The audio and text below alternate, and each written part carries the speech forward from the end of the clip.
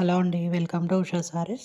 అలాగే channel first time చూస్తున్నావా subscribe చేసుకొని లైక్ చేయండి, షేర్ చేయండి, కామెంట్ చేయండి.